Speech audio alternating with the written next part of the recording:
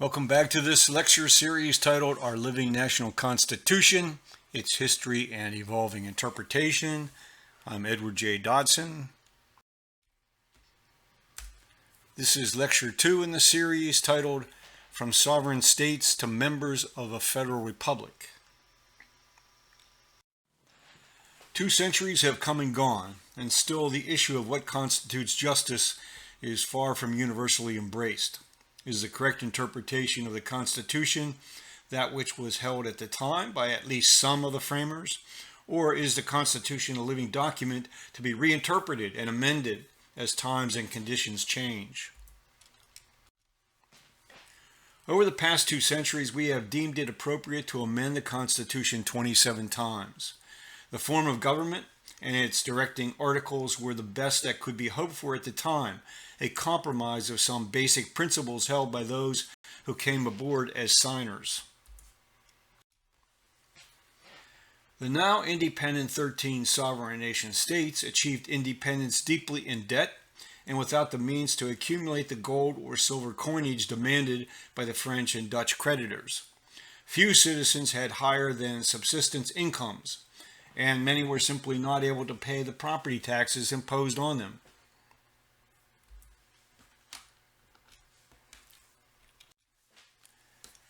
When James Madison arrived in 1783 to serve in the Confederation Congress, his hope was to strengthen the Union. Lance Banning tells us,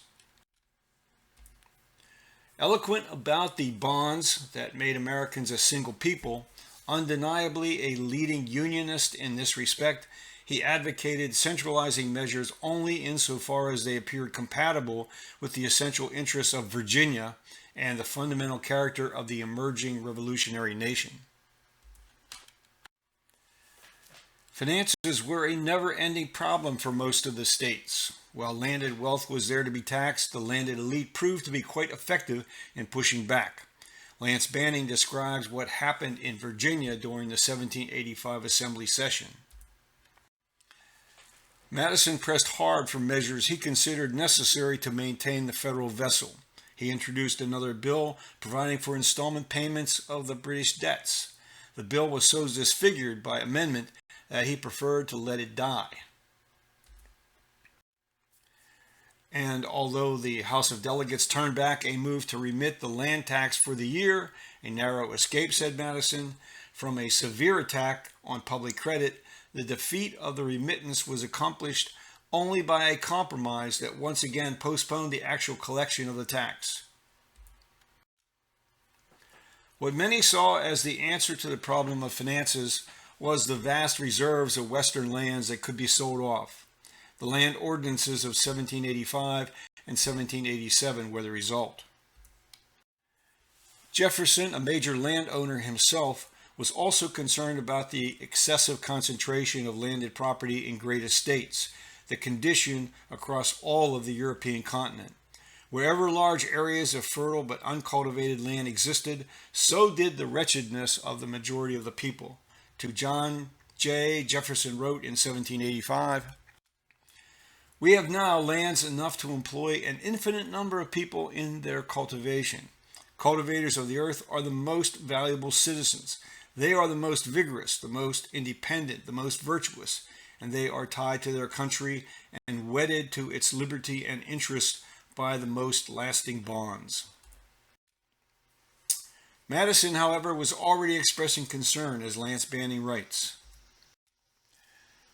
For the long run, Madison confessed, he had no answer to the problem of a country fully peopled. Even North America would one day be as crowded as contemporary Europe, perhaps with all the misery that this implied. For the present and for years to come, the westward movement promised an escape. As long as it continued freely, the United States would not be forced to hurry toward intensive economic change, and its republics would be shielded from the inequalities and misery that more intensive changes would entail. Gaining access to free or inexpensive Western lands was not an option for many people whose income had disappeared while serving in the militia or the Continental Army. Throughout the states, owners of property who could not pay their taxes were issued writs of foreclosure and evicted. Widespread discontent occurred, raising the possibility of rebellion against the new state governments. In Massachusetts, outraged ex-Revolutionary War soldiers turned farmers organized to protest high taxes. The uprising turned violent, and the governor sent out an army of mercenaries to disperse them. This episode became known as Shays' Rebellion, after one of the leaders. Similar uprisings occurred elsewhere. Professor Sitterman reminds us just how serious were the circumstances. Looking at all available evidence across the newly independent states, some historians have concluded that the economic depression of the 1780s was actually worse than the Great Depression of the 1930s. The national government had only two means of raising the necessary revenue: imposing tariffs on imported goods and selling off the public lands as quickly as they could be surveyed. However, settlers were not waiting for surveys. They were moving into the frontier in large numbers. At the same time, investors joined together in order to purchase large tracts of land at the lowest possible actual cash payment, anticipating being able to resell small parcels at a handsome profit. When the survey requirement was dropped in 1787, most of the remaining buyers were land speculators, and even they only bought 108,000 acres. Thus, the only practical step left to bring in the needed revenue was to increase tariffs, explains Professor Sitterman. People at the time understood the economic compromise at the heart of the Constitution and were particularly clear-eyed in seeing the tariff clause as designed to help alleviate ordinary people's economic woes by shifting the financial burden to merchants and those buying imported goods. Among the strong defenders of property interests at the convention was New Jersey's Attorney General, William Paterson. He is described by two historians as, quote, a law and order man through and through. In response to the Virginia Plan, Paterson stepped forward as spokesman for a caucus of the small states to present their counter-proposals. From historians Christopher and James Collier, we are given the details of what came to be referred to as the New Jersey Plan. In it, as in the Virginia Plan, power would be mainly with the national legislature, but there would be a single house based on the principle of one state, one vote. There would be an executive board elected by the legislature. This board could, however, be removed by a majority of state governors. A Supreme Court appointed by the executive board would deal with impeachments of federal officers, cases involving foreigners or foreign governments, and problems that might arise under the government's right to take and regulate trade. The plan specifically permitted the national government to levy duties on imports, this to take the taxing power away from Massachusetts, New York, and Pennsylvania, and give it to the national government for the benefit of all states. It allowed the new Congress to tax state governments on the basis of population and to collect that money by force if necessary, with the consent of an unspecified number of states. Finally, it said that all acts of the Congress shall be the supreme law of the respective states, and it specifically authorized the executive board to use force to compel an obedience to such acts. On the 19th of June, James Madison delivered his response to the New Jersey Plan, explaining why the plan would not solve the problems left unresolved by the Articles of Confederation. Following Madison's speech, the assembled delegates voted in favor of the Virginia Plan, 7 states to 3. The small states were willing to accept proportional representation in the first branch of Congress, the House of Representatives, but only if they got equal voting power in the second branch, the Senate. What then about any guarantee of individual rights under this new Constitution and government? Virginia's George Mason was essentially alone in calling for a Bill of Rights similar to that which he had designed for Virginia. On the 8th of September, Mason rose, stating he, quote, wished the plan had been prefaced with a Bill of Rights and would second a motion if made for the purpose. Mason expressed a view that, quote, a bill might be prepared in a few hours. Elbridge Gerry introduced the motion, which Mason seconded. After brief debate, the state delegations voted unanimously against a Bill of Rights. Then, on the 15th of September, Virginia's Edmund Randolph stated he could not sign the document unless the states would have the opportunity to offer amendments. Mason added his voice to this position, as did Elbridge Gerry. 2 days later, a long speech written by Benjamin Franklin was read by James Wilson. Franklin's sentiments were surely shared by many others. I confess that there are several parts of this Constitution which I do not approve, but I am not sure that I shall never approve them. For having lived long, I have experienced many instances of being obliged by better information or fuller consideration to change opinions even on important subjects which I once thought right but found to be otherwise. A final amendment was voted on to reduce the ratio for representation in the House of Representatives from 1 congressman for each 40,000 population to 1 for each 30,000. With George Washington's express support, the amendment was adopted, the document signed and ready to be presented to the states for ratification. Still, there was no Bill of Rights added. However, state after state demanded a Bill of Rights. With huge problems facing the states, the Continental Convention concluded on the 17th of September, 1787. 41 delegates were present, and 38 signed the document. Article 7 provided the new Constitution would not be binding until ratified by 9 of the 13 existing states. Almost immediately, Alexander Hamilton and James Madison, with some assistance from John Jay, produced a total of 85 essays published in newspapers throughout the states. These became known as the Federalist Papers.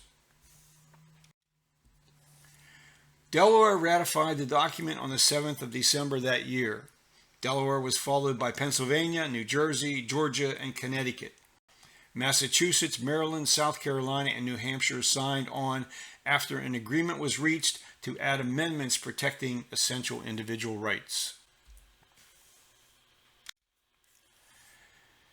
Federal elections were scheduled to take place between the 15th of December, 1788, and the 10th of January, 1789, the new government taking office on the 4th of March, 1789.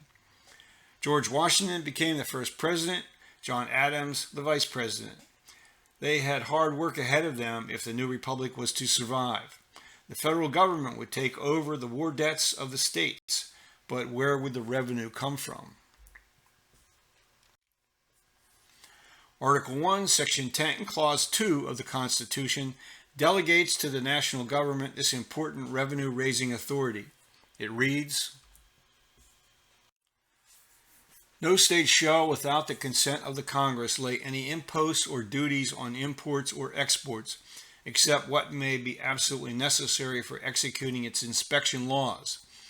And the net produce of all duties and imposts laid by any state on imports or exports shall be for the use of the Treasury of the United States, and all such laws shall be subject to the revision and control of the Congress.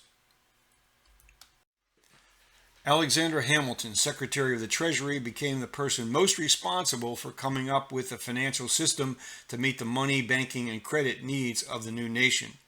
He was guided by a firm belief that economic equality was a necessary safeguard of political liberty.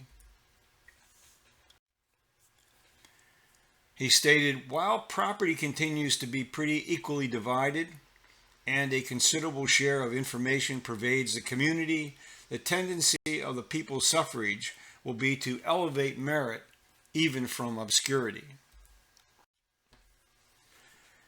When the House of Representatives achieved a quorum on the 1st of April, 1789, James Madison was ready to introduce legislation to impose a tax on imported goods.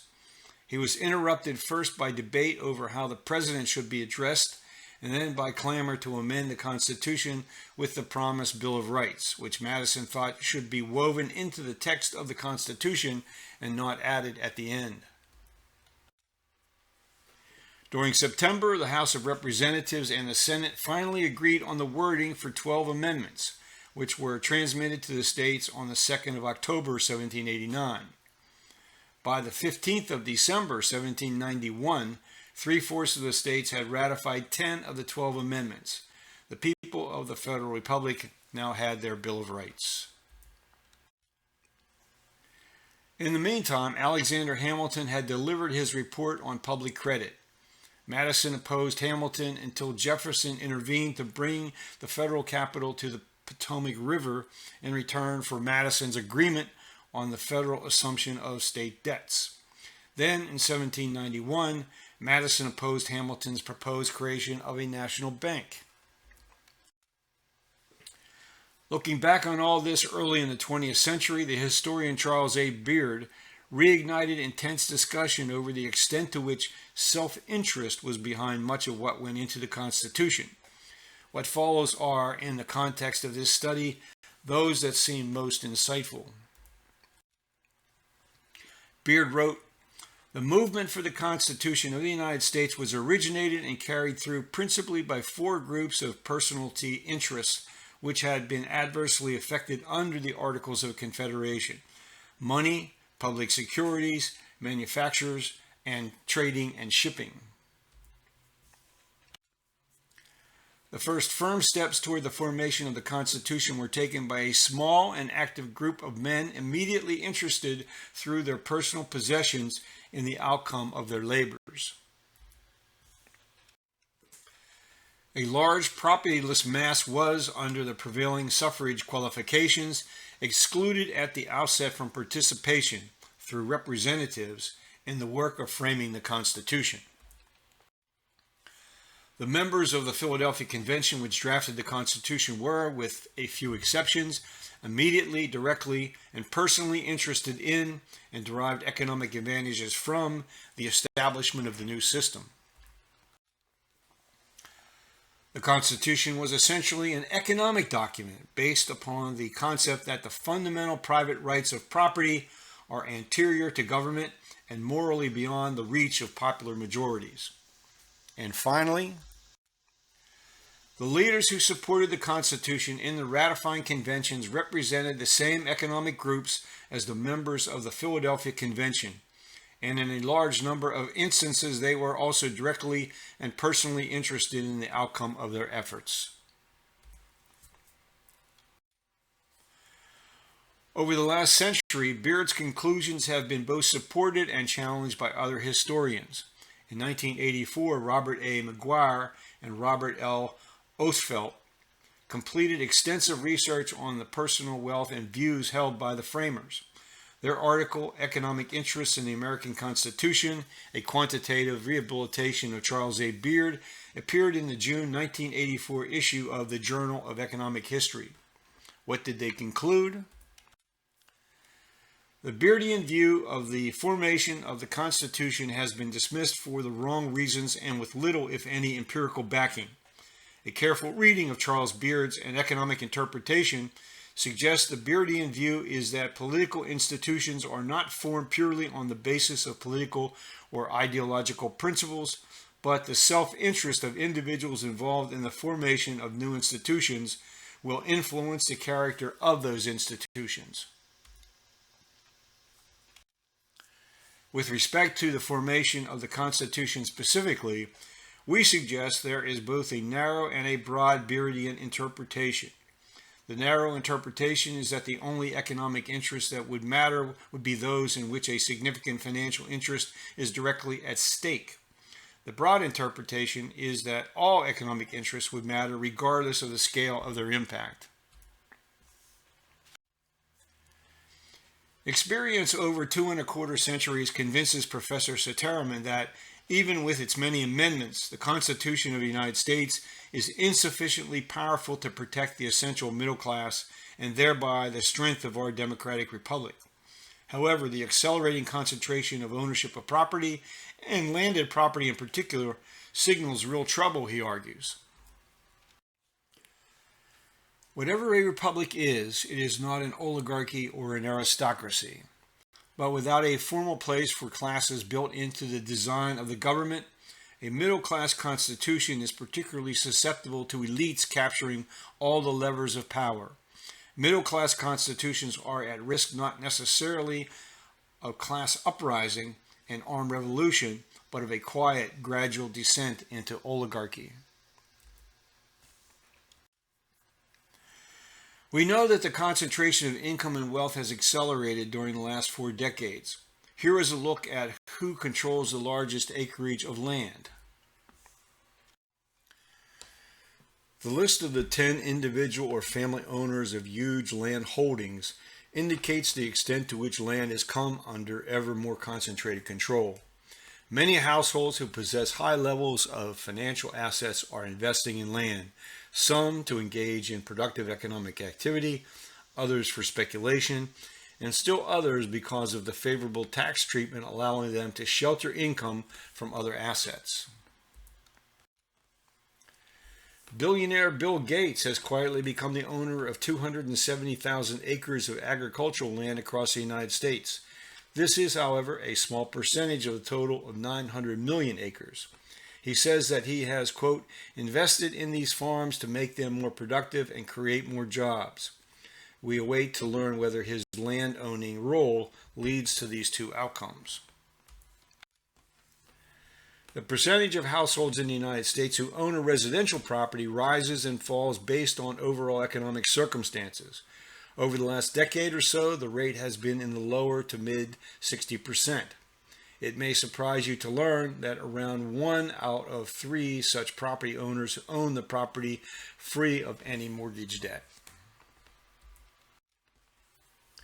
Conversely, around 1 out of 3 households lives in a residential property owned by someone else or some entity, private or public. Some percentage of these households could well afford to acquire residential property, but for their own reasons decide to lease a residence. For most others, their household income is insufficient to accumulate savings toward a cash down payment or to qualify for a mortgage loan from a financial institution. This, despite the tremendous effort by several generations of lawmakers to make it otherwise. Among the rights guaranteed under the Constitution, there is no right to decent, affordable housing. Should there be? More than most of his generation, James Madison, often referred to by historians as the father of the U.S. Constitution, recognized that the future contained serious risks for the young republic. Professor Satterman explains. In 1829, Madison compared the availability of land with his estimates for the rate of population growth. He now predicted that by 1930, the population would be so concentrated that the people would be necessarily reduced by a competition for employment to wages which afford them the bare necessities of life. Over time, the proportion of being without property would increase. When it did, Madison concluded, the institutions and laws of the country must be adapted, and it will require for the task all the wisdom of the wisest patriots. Despite efforts made even before Henry George became the voice of a national then global movement to solve what was then called the land question, our systems of land tenure and taxation remain the cause of the problems about which Madison warned. In his book, Our Land and Land Policy, published in 1871, Henry George presented the evidence, concluding, a generation hence our children will look with astonishment at the recklessness with which the public domain has been squandered. It will seem to them that we must have been mad, for certainly our whole land policy, with here and there a gleam of common sense shooting through it, seems to have been dictated by the desire to get rid of our lands as fast as possible. The Constitution, finally drafted at the convention and eventually ratified by the states, ignored the potential problems that would come with concentrated control over the nation's land and natural resources. And of course, there were numerous compromises of some important and now recognized principles of justice. On the 8th of June, 1789, James Madison introduced a list of amendments to the Constitution and pushed hard for their adoption. 17 proposed amendments were passed by the House of Representatives, reduced to 12 after review by the Senate, which President Washington then sent copies on to the states.